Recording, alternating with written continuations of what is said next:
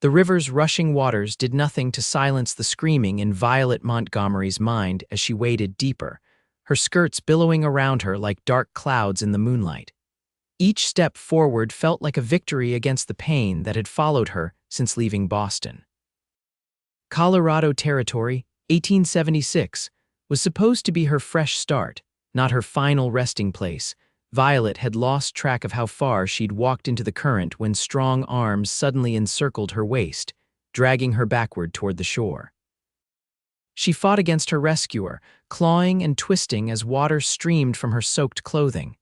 "Not while I breathe," a deep voice growled in her ear as he pulled her onto the riverbank. "Not while I breathe will I let you throw your life away." Gasping and coughing, Violet turned to face the man who had thwarted her escape from this world. Tall and broad-shouldered, he stood dripping before her, his dark hat plastered to his head, his expression a mixture of concern and determination. "You had no right," she whispered, hugging herself against the night chill that now cut through her wet clothes. "Madam, the right to save a life doesn't need permission." He removed his sodden coat and draped it over her shoulders. "Wade Ironheart. I run the Broken Spur Ranch about 3 miles east of here." Violet turned away, unable to meet his gaze. "You should have let me be." "That wasn't going to happen." He knelt beside her, his voice softening. "Whatever drove you into that river tonight, it ain't worth dying for." She laughed bitterly. "What do you know of my life, Mr. Ironheart?" "Nothing," he admitted. "But I'd like to learn, if only to understand what could push someone like you to such desperate measures." The sincerity in his voice made her look up. His face, illuminated by moonlight, showed no judgment, only concern. "Come on," he said, helping her to her feet. "My cabin's not far. You need dry clothes and a warm fire before you catch your death." He paused. "That is, if you'll permit me to help you properly this time." Violet hesitated, then nodded slightly. What did it matter now? Tomorrow would bring another opportunity if she still wanted it. "Violet," she said quietly. "Violet Montgomery." The cabin was modest but clean, a single room with a pot-bellied stove radiating welcome heat. Wade busied himself stoking the fire while Violet, wrapped in a scratchy wool blanket, sat at his small table. "I came west to escape," she said suddenly, surprising herself with the admission. "My husband died 6 months ago, leaving nothing but debts and scandal. His business partners claimed he'd embezzled funds. They took everything." Wade placed a steaming cup of coffee before her. "I'm sorry. Don't be. Howard was not a good man." Her fingers tightened around the cup. "I married at 18, thinking I knew what love was. 10 years later, I discovered my husband had another family in New York. That's a heavy burden to carry alone. The scandal ruined me in Boston. I came west using the last of my mother's jewelry money, believing I could start fresh." She took a sip of the bitter coffee. "But the stagecoach was robbed last week. Everything I had gone." Wade sat across from her. "That still doesn't explain the river. I tried finding work in town. No one would hire me. The boarding house wants payment by tomorrow." She looked away. "I have nowhere to go, no one to turn to." "You have somewhere tonight," Wade said firmly. "And tomorrow we'll figure out the rest." Violet studied him, this stranger who spoke as if her problems were now shared between them. His face was weathered from years under the sun, but his eyes held a warmth that seemed genuine. "Why do you care what happens to me?" "Because 20 years ago I was standing in that same river." He rolled up his sleeve, revealing a faded scar running along his forearm. "Someone pulled me out too, said I hadn't given life a fair chance yet. And had you?" "No," he admitted. "Neither have you." That night, Violet slept in Wade's bed while he took the floor near the stove. Despite her exhaustion, sleep came fitfully. Each time she woke, she found him still awake, watching over her as if afraid she might slip away. Morning brought clarity and shame. Violet sat at the edge of the bed, wearing one of Wade's shirts that hung to her knees, watching him prepare a simple breakfast of biscuits and bacon. "I should thank you," she said quietly, "for last night, though I didn't appreciate it at the time. No thanks needed." He placed a plate before her. "Eat. Food helps clear the mind." After breakfast, Wade offered a proposition that stunned her. "My ranch needs help. The house needs tending, and I could use someone to keep the books. I've never been good with numbers. You're offering me employment." "You don't know me." "I know enough." His eyes met her steadily. You're educated, you're in trouble, and you need a fresh start. The job comes with room and board in the main house. I sleep in the bunkhouse with my 2 ranch hands. People will talk. Let them. Folks around here know me well enough. He leaned forward. It's honest work, Miss Montgomery. Consider it until you find something better. Violet considered the alternative returning to town with nothing. I accept your offer, Mr. Ironheart, but I'll earn my keep properly. Never doubted it for a moment. The Broken Spur Ranch was modest compared to the sprawling cattle operations Violet had heard about. A main house with 4 rooms, a bunkhouse, barn, and corral sat nestled in a valley protected by rolling hills.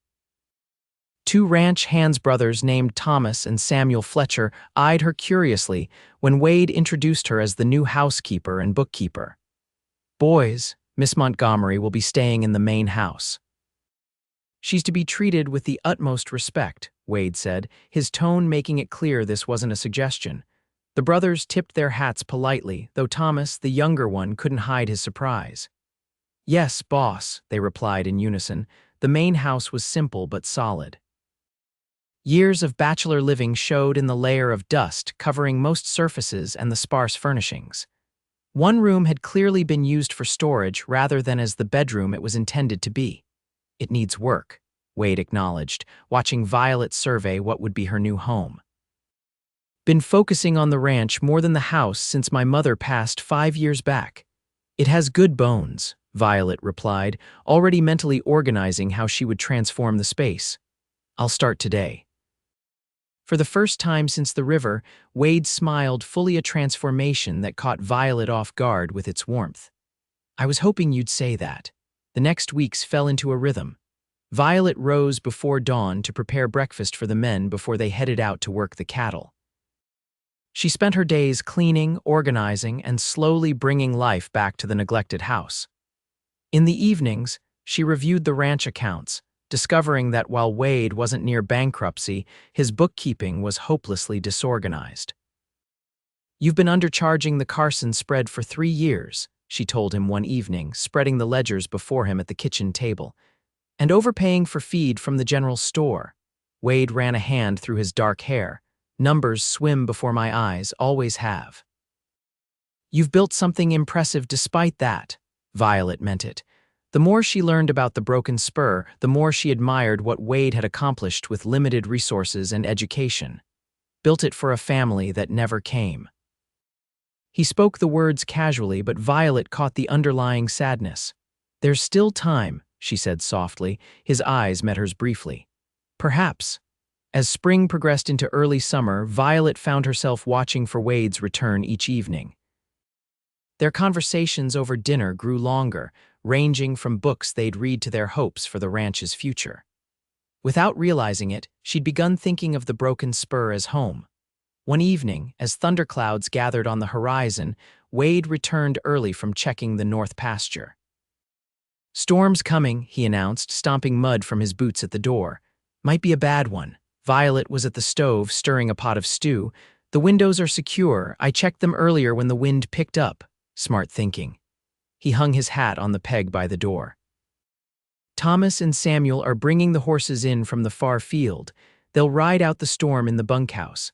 Lightning flashed, followed almost immediately by a crack of thunder that shook the house. Violet flinched despite herself. Not fond of storms? Wade asked, noticing her reaction. When I was a child, lightning struck a tree outside my bedroom window. The sound was. She shuddered at the memory. This house has weathered worse, he assured her, moving to help set the table, a task he'd taken to doing without being asked. They ate as the storm intensified, rain lashing against the windows and wind howling around the eaves. When a particularly violent thunder crack made Violet drop her spoon, Wade reached across the table and took her hand. It's just noise, he said gently. Nothing but air meeting air. His hand was warm and calloused, encompassing hers completely. Violet found herself not wanting to pull away. Tell me about your dream for this place, she said, seeking distraction from the storm. What does the Broken Spur become in your mind's eye? Wade's expression softened. I see green pastures with fat cattle, a bigger barn, maybe an orchard where that south-facing slope gets good sun. He paused. Children running in the yard. The image caught in Violet's throat not because it was presumptuous, but because she could see it too. Had begun to see it in her own dreams. "It's a good dream," she whispered. The storm knocked out the power to the single electric lamp Wade had installed the previous year. They finished their meal by lantern light, the shadows dancing across the walls as they talked late into the night. When Violet finally rose to retire to her room, Wade caught her hand again. "I'm glad you're here, Violet, not just for the help with the house and books." His honesty disarmed her. "I'm glad too, Wade, more than I expected to be." He leaned forward slowly, giving her time to pull away if she wished. When she didn't, his lips met hers in a gentle kiss that carried both question and promise. "Good night," he whispered when they parted. "Good night," she echoed, her mind spinning with new possibilities as she made her way to her room. The next morning brought clear skies and new tension between them. Neither mentioned the kiss as they moved through their routines, but Violet felt Wade's eyes following her, and she found herself watching him with new awareness. Their careful dance was interrupted by the arrival of visitors. Violet was hanging laundry when she heard horses approaching. 3 riders, 2 men, and a woman made their way up the drive. Wade emerged from the barn, wiping his hands on a rag. "Ezra," he called to the older of the 2 men. "What brings you out this way?" "Got a proposition for you, Wade." Ezra Thornton was a cattle buyer Violet had met once before. The other man and woman were strangers to her. Wade invited them inside, where Violet served coffee while trying to make herself inconspicuous. "This here's Jacob Ridley from the railroad company," Ezra explained, "and his associate, Mrs. Patricia Harrington." Jacob Ridley, a thin man with spectacles, spread a map across the kitchen table. "The railroad's expanding west, Mr. Ironheart. We're looking to establish a station and stockyards in this valley." "There's already a station in Riverford," Wade pointed out. "Yes, but with the mines opening up north, we need a more direct route." Ridley traced a line across the map with his finger. "That route happens to cut directly through the eastern portion of your property." Violet watched Wade's expression harden. "That's my best grazing land." "The railroad is prepared to make a generous offer," Mrs. Harrington interjected smoothly. "Enough for you to purchase replacement land elsewhere and still have a tidy sum left over." "I'm not interested in elsewhere," Wade said firmly. "This land belonged to my father and his father before him." Ezra leaned forward. "Be reasonable, Wade. This is progress. You can't stand in its way. Watch me." The meeting ended with tension thick in the air. As the visitors rode away, Violet joined Wade on the porch. "They'll be back," she said quietly. "I know." His jaw was set in a hard line. "But this land isn't for sale at any price." That evening, Wade was unusually quiet. After dinner, he pulled out a wooden box from beneath his bed and brought it to the table. "I want to show you something," he said, opening the box to reveal yellowed papers and daguerreotypes. "My family's history with this land." Violet examined the document's land grants dating back to 1838, when Wade's grandfather had first claimed the valley. There were photographs of stern-faced pioneers standing before a crude log cabin that had been the first Broken Spur home. "My grandfather fought Comanche and drought to hold this land," Wade explained. "My father expanded it during the boom years after the war. They're both buried on that hill." He pointed through the window to a rise where 2 wooden crosses stood silhouetted against the evening sky. "It's more than land to you," Violet observed. "It's my blood and bone." His eyes met hers. "Can you understand that?" "I think I'm beginning to." The railroad representatives returned the following week, this time with the county sheriff. Violet watched from the window as Wade met them in the yard, his stance wide and unyielding. "They're talking about eminent domain," he told her later, pacing the kitchen floor, "saying the government can force me to sell for the greater good. Can they do that? They're certainly trying." He stopped pacing and looked at her intently. "Violet, I may need to go to Denver to speak with a lawyer. Would you be comfortable staying here with Thomas and Samuel?" The fact that he asked rather than assumed touched her. "Of course. The ranch won't fall apart in your absence." He left 2 days later, promising to return within a week. The days without him felt strangely hollow. Violet kept busy, directing the Fletcher brothers in their chores and keeping the house in order, but she found herself watching the road each afternoon, hoping to see Wade's familiar figure. On the 5th day, Thomas rode in from town with a letter. "From the boss," he said, handing it to Violet. Wade's handwriting was as direct as his speech. "Violet, the situation is more complicated than I expected. The railroad has powerful friends in the territorial government. I've engaged a lawyer, but he says our fight will be long and costly. I may be delayed another week. Tell the boys to move the herd to the western pasture, away from where the railroad wants to build. Better safe than sorry. I miss the sight of smoke from our chimney at dusk." Wade, the simple admission at the end made Violet's heart flutter. She read it again, tracing her finger over the words. That night she couldn't sleep. The house felt too quiet without Wade's steady presence. Around midnight, she heard hoofbeats approaching too many for a single rider. Peering out the window, she saw torches bobbing in the darkness and at least 5 mounted men approaching the house. Fear clenched her stomach. She threw on a robe and ran to the bunkhouse to wake Thomas and Samuel. "Riders coming," she gasped. At least 5 of them carrying torches. The brothers dressed quickly, grabbing rifles from the wall. "Stay inside, Miss Montgomery," Thomas instructed. Could be nothing good coming at this hour, but Violet refused to hide. She stood on the porch beside the Fletcher brothers as the riders circled in front of the house. "Evening, madam," called a voice she recognized as Jacob Ridley's. "Sorry to disturb you so late. We're looking for Mr. Ironheart." "He's away on business," Violet replied, keeping her voice steady. "I expect him back any day now. That's unfortunate." Ridley dismounted, his face eerily illuminated by the torch he carried. "We were hoping to conclude our business tonight." Samuel stepped forward, his rifle not quite aimed at the visitors but clearly ready. Mr. Ironheart made his position clear. The land's not for sale. Perhaps in his absence the lady might be more reasonable. Ridley turned to Violet. "Mrs. Harrington has authorized me to increase our offer substantially." "I have no authority to sell Mr. Ironheart's property," Violet said firmly. "You'll need to wait for his return." One of the other riders spat on the ground. "We ain't got time for waiting. Railroad's got a schedule." "That sounds remarkably like a threat," Thomas said, his finger moving closer to his rifle's trigger. Ridley held up his hands. "No threats, gentlemen, just urgency." He turned back to Violet. "Perhaps you could convince Mr. Ironheart of the benefits of cooperation when he returns. It would be a shame if accidents were to befall his livestock while he's being stubborn." Before anyone could respond, a shot rang out from the darkness beyond the yard. One of the riders' torches exploded in a shower of sparks. "That's enough talking for tonight." Wade's voice carried from the shadows as he rode slowly into the light, rifle resting across his saddle. "Next shot won't be at a torch." Relief flooded through Violet at the sight of him. The Fletcher brothers visibly relaxed, though they kept their weapons ready.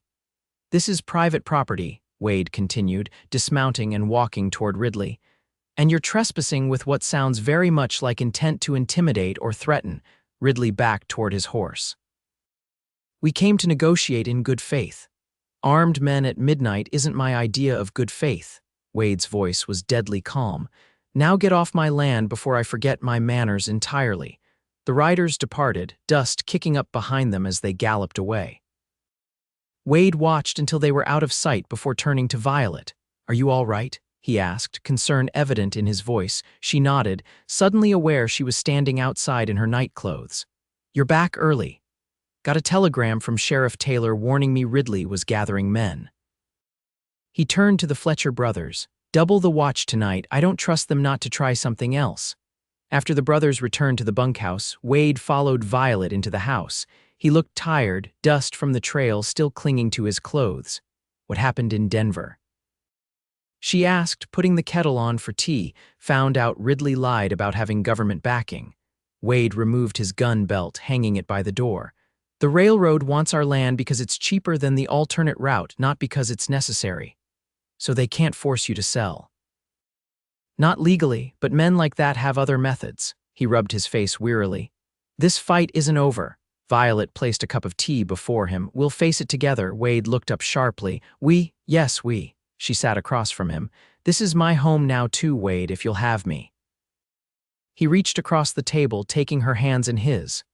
Is that what you want, to stay, not just as my housekeeper or bookkeeper? I think you know it is. She met his gaze steadily. That night in the river, you said, not while I breathe. I didn't understand then what you were offering me. And now I know you were offering me life, a real life with purpose and, she hesitated. And love. Wade rose from his chair and came around the table, kneeling beside her. I wasn't looking for anyone when I found you in that river. But every day since, I've thanked God I was riding by that night. He cupped her face gently. I love you, Violet Montgomery. Stay with me. Help me build the dream we both see for this place. Her answer was to lean forward and kiss him, pouring 6 months of growing feelings into the gesture. When they finally broke apart, both were breathless. Is that a yes? Wade asked, his eyes crinkling with a smile. Yes, Violet whispered. To all of it. The railroad's pressure continued through the summer and into fall. Twice, Wade found cut fences and scattered cattle. Once, a small fire started near the barn, though they caught it before it did serious damage. Through it all, Violet stood with Wade, her determination matching his. They married in October, a small ceremony in the Riverford church with the Fletcher brothers as witnesses. That evening, as they stood on the porch of their home, truly their home, now Wade wrapped his arms around his wife. No regrets, he asked, watching the sunset paint the hills gold. Not one, she assured him, leaning back against his chest. Though I do wonder how this battle with the railroad will end. As if in answer to her question, they heard riders approaching once again. Wade tensed, reaching for the rifle propped by the door, but relaxed when he recognized Sheriff Taylor leading the group. Evening, Ironhearts, Taylor called, tipping his hat to Violet, brought someone who wants to meet you, a distinguished older gentleman dismounted from a fine bay horse. Mr. Ironheart, I'm Judge William Hardin, Federal Circuit Court. He extended his hand to Wade. I've heard quite a story about your situation with the railroad. Over coffee in the kitchen, Judge Hardin explained his presence. The territorial governor received complaints about railroad agents using intimidation tactics against landowners. Your name came up repeatedly. We've had our share of troubles, Wade acknowledged. I've reviewed the proposed route. The judge spread out a map similar to the one Ridley had shown months earlier. There's an alternate path that avoids your property entirely. Costs the railroad more, but that's hardly justification for their methods. Violet and Wade exchanged a look of cautious hope. I've issued an injunction against the railroad, Judge Hardin continued. They're forbidden from pursuing the route through your property or making any further attempts to acquire your land through coercion. Will it stick? Wade asked.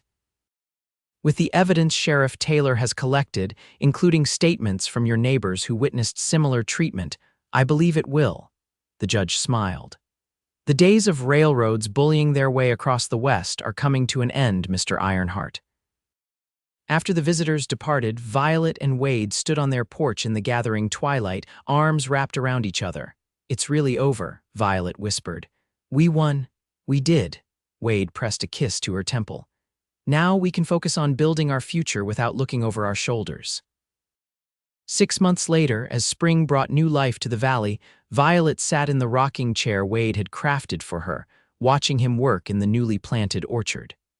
Her hand rested on her swelling belly, feeling the flutter of the child growing within. The broken spur was transforming. The house now boasted fresh paint and curtains in the windows. The barn had been expanded, and a new corral built for the growing herd. Most importantly, it was filled with love and purpose, everything Violet had once believed lost to her forever. Wade looked up from his work, catching her watching him. He smiled and waved, then set down his tools and walked toward the house. Tired? He asked, sitting on the porch step beside her chair. Just reflecting, she replied, taking his hand and placing it where their child kicked vigorously. On how different life can be in just a year's time. From the river to here, he murmured, his expression growing solemn. Sometimes I still have nightmares about being too late that night. But you weren't. She leaned down to kiss him softly. You were right where you needed to be when I needed you most. As were you, he countered. This place was just land and buildings before you came, now it's a home. In the distance, they could hear the Fletcher brothers returning with the cattle, the peaceful sounds of the ranch at dusk surrounding them. Birds called from the trees, and somewhere a coyote yipped to greet the evening. "Not while I breathe," Wade repeated the words he'd spoken that fateful night as he pulled her from the river. "I meant it then, and I mean it now. As long as there's breath in my body, I'll make sure you never feel that kind of despair again. I know." Violet smiled, feeling their child move beneath her heart, living proof of the future they were building together. "And I promise the same to you. Not while I breathe will you ever face your battles alone." As the sun set over the broken spur, casting long shadows across the land they'd fought for and won together, Violet Montgomery Ironheart knew with absolute certainty that the river had not been her end, but rather the beginning of the life she was always meant to live.